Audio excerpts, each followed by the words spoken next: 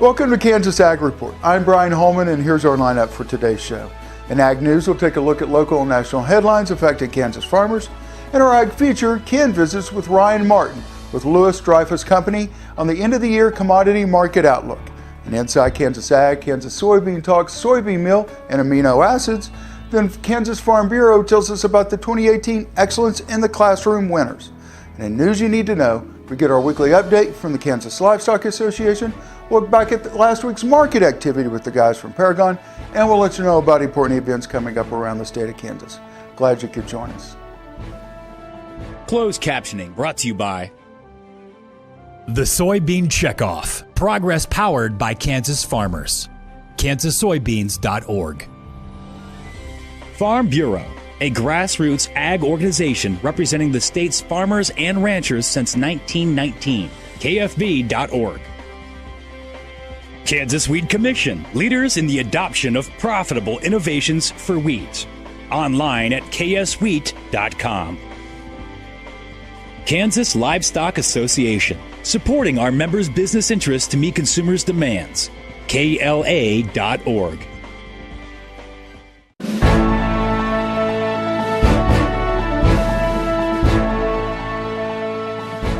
Here's our national headlines for this week in Ag News. The USDA has raised its 2017 corn production outlook while lowering soybeans.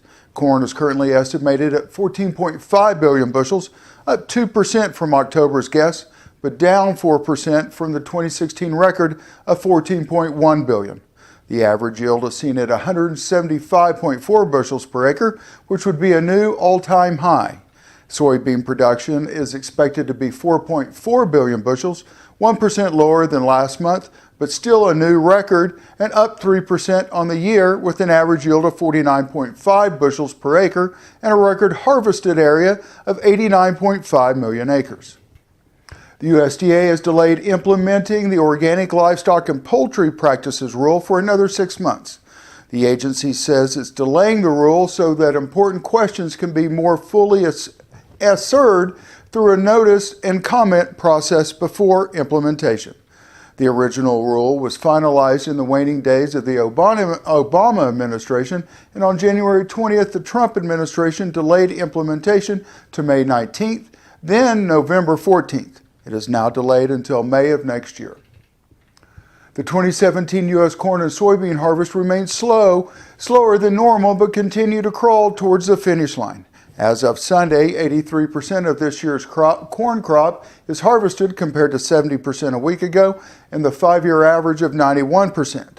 93% of soybeans are harvested compared to 90% last week and 95% on the average. 95% of winter wheat is planted, 54% of winter wheat is in good to excellent condition. And in local news, based on November 1st conditions, Kansas 2017 corn crop is forecasted at a record 707 million bushels, up 1% from last year's production, according to USDA's NASS. Soybean production is forecasted at a record 204 million bushels, up 6% from last year. Area for harvest at 5.1 million acres is 27% above 2016. Sorghum for grain in Kansas is forecasted at 189 million bushels, down 30% from last year. USDA's Farm Service Agency announced that over 100,000 Kansas farms that enrolled in safety net programs established in the 2014 Farm Bill will receive financial assistance for the 2016 crop year. The programs, known as Agriculture Risk Coverage and Price Loss Coverage, are designed to protect against unexpected drops in crop prices or revenue due to market downturns. Winter wheat condition in the state was rated 56% good to excellent. Winter wheat was planted at 97%, equal to last year. Corn harvested was 93% behind 99% last year and near 96% average. Soybeans harvested was 91%, near 93% last year, and equal to the averages. Sorghum harvested was at 77%, behind 90% last year, and 84% average. Up next in our Ag Feature, Ken visits with Ryan Martin with Lewis Dreyfus Company on the end-of-the-year marketing outlook. You're watching Kansas Ag Report. Please stay tuned. This segment brought to you by Kansas Livestock Association, supporting our members' business interests to meet consumers' demands. KLA.org. Oldie Seed Farms, carrying soil-specific seed. Find them on the web at oldieseed.com. That's OHLDE seed.com. Grass and Grain, online or in the mail, keeping Kansas farmers informed for over 60 years. grassandgrain.com.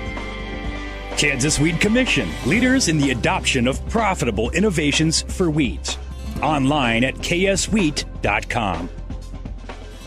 Imagine having someone help you pick the best corn hybrids for every field on your farm. Your Oldie representative can combine your data with his data to offer a field-by-field prescription. Contact Oldie Seed today at 877-692-4555. All over the country, more and more communities are making the change to biodiesel made from U.S. soybean oil. And the decision continues, improving the health and welfare for millions of Americans while adding billions to our national economy.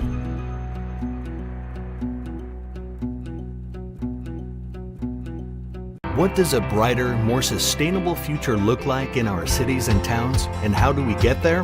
When New York needed an alternative fuel source to reduce carbon emissions, the city found what it needed in biodiesel made from U.S. soybean oil.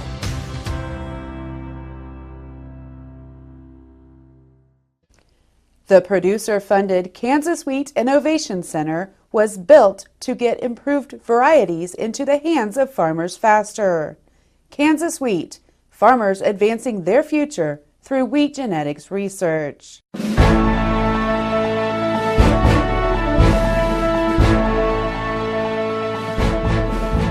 Ryan Martin from Louis Dreyfus Company joins us. And Ryan, as we're looking at the markets, let's maybe take a little broader picture. A lot of times we focus on what goes on in the corn belts. But bigger picture, there's a whole big world out there. Yeah, there is, and as we move into the period of the year where we don't see much action, whether it's in the markets or whether it's you in the tool shed, there are other parts of the world that are really starting to ramp up. And I'm talking specifically South America. We saw acreage lower this year in both Brazil and in Argentina compared to last year at least.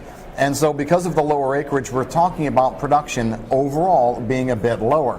Here's the kicker though. Is production really going to be that much lower when you look at a yield per acre basis? We went into this year and most of the thought process was, well, there is no way we do what we did last year. No way. Well, look here in the United States. We put together now 3 years back to back to back of 170 plus yields on corn. So don't tell me there's no way we can do it again. Will we hit 114 million tons of beans in Brazil? No, we won't. The acreage isn't there. But there still could be a huge batch of production unless La Nina ramps up and it does whack that South American continent pretty good. Right now, we're not seeing any signs of it, but that is the asterisk that you put next to all of this. Well, there's been a lot of discussion throughout this whole year, La Nina, El Nino, so on and so forth. Is this one for real? I'm not going to sit here and say it's for real yet, but a year ago when we were sitting here doing this same thing, I laughed at you. I said, I don't want to hear anything about El Nino again. I'm not in that camp this year. La Nina, the reason why I'm not saying it's for real, but I'm paying attention is because of the key aspects of La Nina that we end up with. If a La Nina happens, the very first number one thing that happens is drought and heat in Brazil. And that takes that bean crop. That bean crop looks so good right now, it takes it and just bang, takes a big bunch off the top. So that's why I'm not saying it's for real yet, but I'm saying let's pay attention. There could be something to work with here. Okay, so weather, markets, or trade, so many other outlying factors. Let's put the crystal ball on. Let's look 6 months down the road. If we have this conversation in June of 2018, what's the big story so far in the market? The big story for 2018 is going to be actually number one, U.S. acreage. I mean, if we're going to go all the way through the Brazilian crop year so that harvest is mostly done and we're not even really concerned about it, June of 2018, we're going to talk about how many acres did we plant here. Because right now we were thinking that, soybean acres, they should come down. But look at the economics of corn. If we see a very narrow trading range on corn all the way through the first quarter of 2018, and we're still sitting at 350 to 325 cash corn, soybean acres aren't going down. And so that's going to be that's the number one story for 2018. What are we planting here And then, of course, number 2 is always weather. But what are we going to plant next year? Okay. All right, Ryan Martin from Louis Dreyfus Companies join us. We'll take on the markets now and into the near future. We'll have more in just a moment. Stay with us. This segment brought to you by Farm Bureau, a grassroots ag organization representing the state's farmers and ranchers since 1919. KFB.org. Oldie Seed Farms, carrying soil-specific seed. Find them on the web at oldieseed.com. That's OHLDE seed.com. Grass and Grain, online or in the mail, keeping Kansas farmers informed for over 60 years. Grassandgrain.com. Kansas Wheat Commission, leaders in the adoption of profitable innovations for wheat. Online at kswheat.com.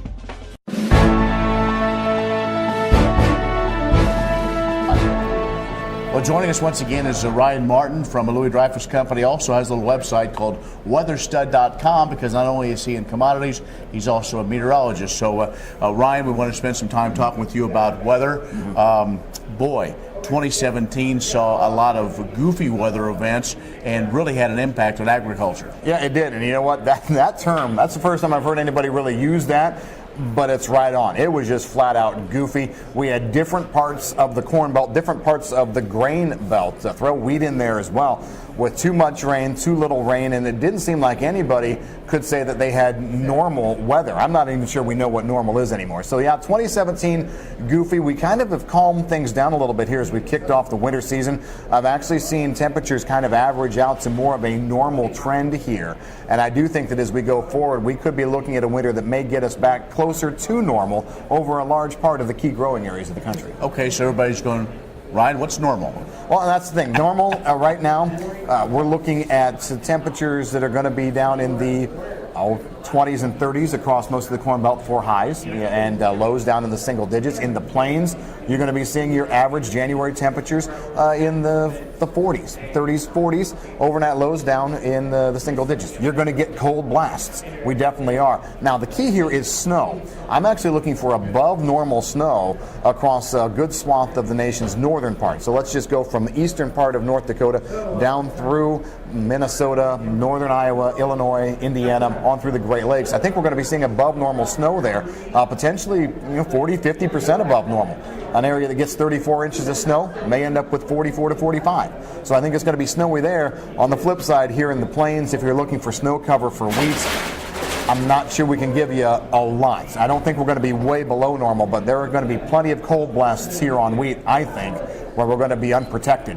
So am I raising winter kill as a definite issue? No. I'm saying that's on my watch list for this winter. Well, we're focused a little bit on winter kill, but as wheat acres continue to diminish, it's really not as big of a story as it was even just a few years ago. Probably not. We got bigger fish to fry on wheat, I suppose, is the best way to look at it. So, yeah, I don't think that we're going to be talking about it as much, but in terms of a market that isn't moving a whole lot and needs some kind of headline risk, even if it doesn't have a big impact, that headline risk may give you a little bit of a market move here or there. So as we look at possible more severe winter or a colder winter, then getting back to some sense of normal. So what does that change in the mind of the farmer? Not much of anything? Livestock may be concerned? Well, maybe, and the thing is it shouldn't change much except for the fact that I think a lot of farmers, we put together 2 unbelievably mild winters. And so I think that where you're going to have to really pay attention is if you're going into this winter thinking, last year and 2 years ago were going to be the norm and you can skirt by with the same practices you did then, you're probably going to be a little bit sorry. We're talking with Ryan Martin from Louis Dreyfus. We'll take a break and be back with more in just a moment.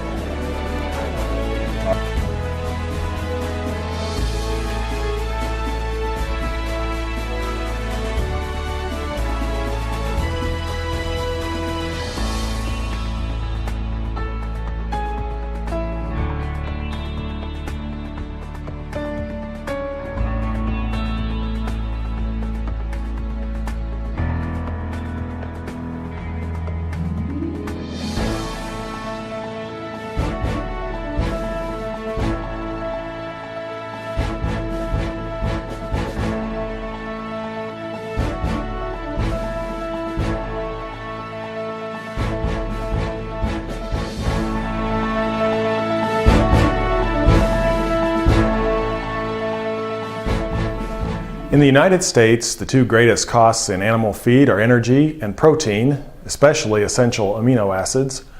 Corn is a primary energy source, but is a poor source of essential amino acids, mainly lysine. Soybean meal is relatively low in energy, but high in essential amino acids. So when a nutritionist is evaluating soybean meal as an ingredient, the most important factors are levels of essential amino acids and digestibility of those amino acids. Because protein is a big cost in poultry diets, most other protein sources are priced against soy. That means the soybean industry has a large effect on animal diet costs.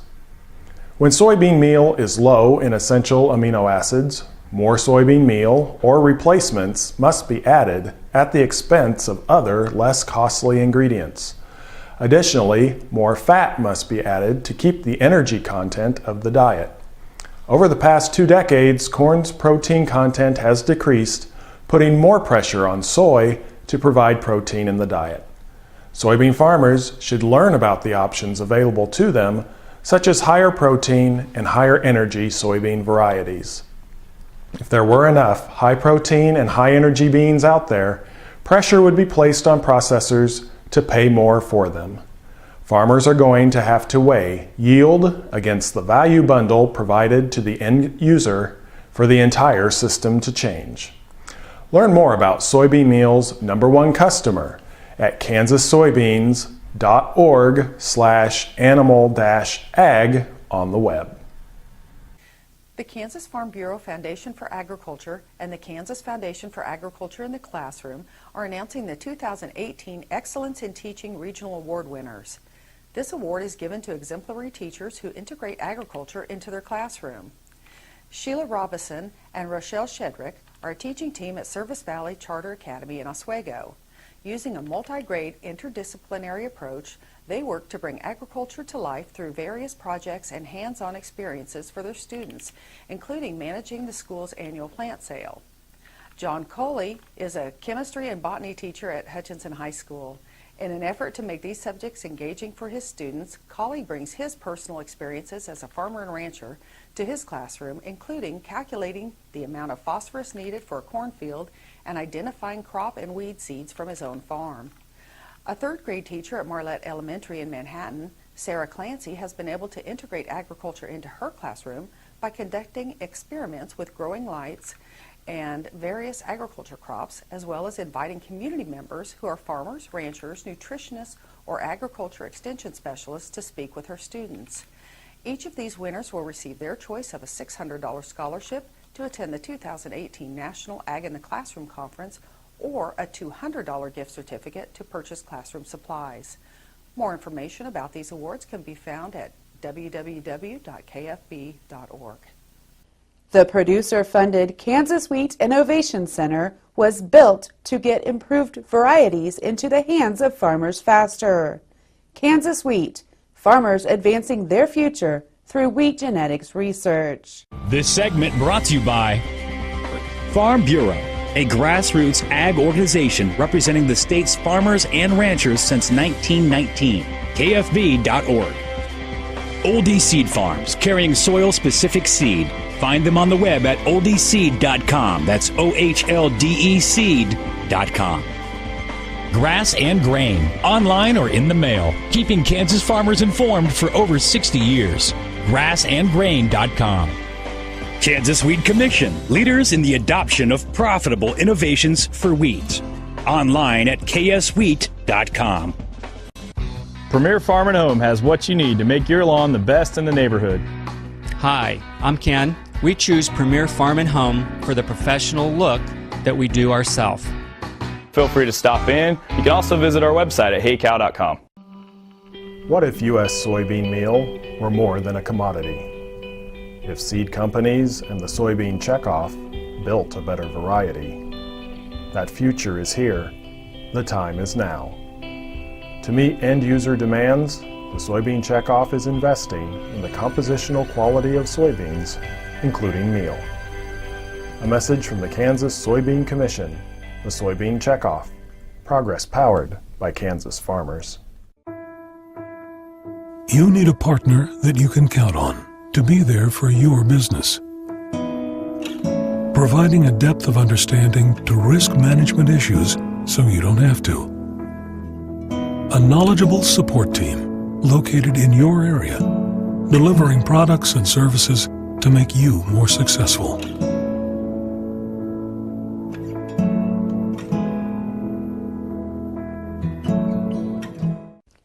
The producer-funded Kansas Wheat Innovation Center was built to get improved varieties into the hands of farmers faster. Kansas Wheat, farmers advancing their future through wheat genetics research.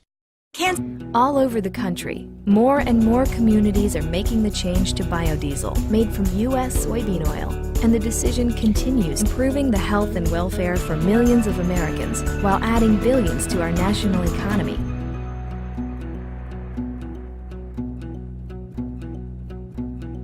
To join our organization today or to learn more, go to www.kfb.org or find us on Facebook and Twitter.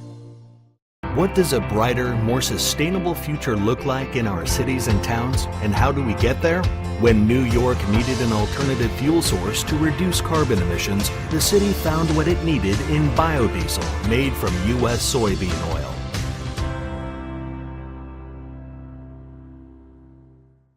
Imagine having someone help you pick the best corn hybrids for every field on your farm. Your Oldie representative can combine your data with his data to offer a field-by-field prescription. Contact Oldie Seed today at 877-692-4555. The producer-funded Kansas Wheat Innovation Center was built to get improved varieties into the hands of farmers faster. Kansas Wheat, farmers advancing their future through wheat genetics research. More than 50 stakeholders attended the Noxious Weeds in Kansas Forum, hosted in October in Manhattan by the Kansas Department of Agriculture. Nature Conservancy of Kansas Landscape Programs Manager Brian Obermeyer opened the forum by noting invasive plant species have caused an estimated $1.4 trillion in damages worldwide. Obermeyer and others in attendance confirmed Old World bluestem is spreading from roadways into native pastures throughout the state and quickly becoming the most serious threat to the Flint Hills ecosystem. OWB can invade neighboring pastures anytime another species is overgrazed or stressed by drought or wildfire. Once OWB begins invading pastures, it can be very difficult to control and manage. In Kansas, cattle will graze native grasses and leave the unpalatable Old World bluestem almost untouched. If it were to continue spreading on rangeland and pasture in Kansas, it could have a significant effect on cattle production. Participants at the Noxious Weed meeting in Manhattan discussed options for updating the 1937 Kansas Noxious Weed Law, but did not reach a consensus on specific legislative proposals. Members attending the upcoming Kansas Livestock Association Convention, November 29th through December 1st in Wichita, will have an opportunity to review and debate noxious weed policies. Good morning. I'm Darren Van Vactor with Paragon Ag. Well, with fall harvest slowly coming to an end and another report under our belts, the grains have decided to take a step back. Corn specifically chose the path of least resistance after the USDA surprised everyone with a 175 yield.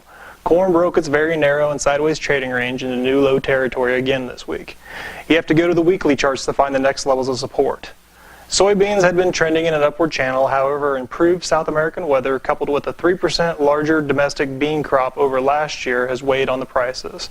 Soybeans breached the channel and closed below the moving averages for the first time since early October. None of this feels good and makes your marketing decisions that much tougher. There are things to do, though. You may have to sharpen your pencil, get creative, or even try something new, but take a good hard look at things. Basis has improved for corn and milo in many areas. There's also a fair amount of carry in some of the grains. You have to know how to capitalize on these opportunities, and it may involve using different tools. Different or new isn't necessarily bad. For instance, did you know you can structure a re-ownership strategy that creates cash flow, eliminates downside, allows you to participate in a rally, but costs less than a few months of storage? It may sound different, but not so scary. Let us help you try something new. Give us a call here at Paragon Ag Advisors, 452-8751. I'm Darren Banvactor. Be safe and have a great week. What if U.S. soybean meal were more than a commodity? If seed companies and the soybean checkoff built a better variety? That future is here. The time is now. To meet end-user demands, the soybean checkoff is investing in the compositional quality of soybeans, including meal. A message from the Kansas Soybean Commission, the Soybean Checkoff. Progress powered by Kansas farmers. Closed captioning brought to you by The Soybean Checkoff. Progress powered by Kansas farmers. KansasSoybeans.org. Farm Bureau, a grassroots ag organization representing the state's farmers and ranchers since 1919. KFB.org. Kansas Weed Commission, leaders in the adoption of profitable innovations for weeds. Online at kswheat.com. Kansas Livestock Association, supporting our members' business interests to meet consumers' demands. KLA.org. Well, that's our show for today. I hope you'll join us each week for more news and information about agriculture in the state of Kansas. I'm Brian Holman, and thanks for watching. What if U.S. soybean meal were more than a commodity? If seed companies and the soybean checkoff built a better variety? That future is here. The time is now. To meet end-user demands, the soybean checkoff is investing in the compositional quality of soybeans, including meal. A message from the Kansas Soybean Commission, the Soybean Checkoff. Progress powered by Kansas farmers. Kansas Farm Bureau, the voice of agriculture, represents grassroots agriculture. The state's largest and most powerful farm organization stands up for its members through leadership development, agriculture education, legal defense, environmental advocacy, farm safety, and risk management. Members also enjoy money-saving benefits. To join our organization today or to learn more, go to www.kfb.org or find us on Facebook and Twitter. The producer-funded Kansas Wheat Innovation Center was built to get improved varieties into the hands of farmers faster. Kansas Wheat, farmers advancing their future through wheat genetics research.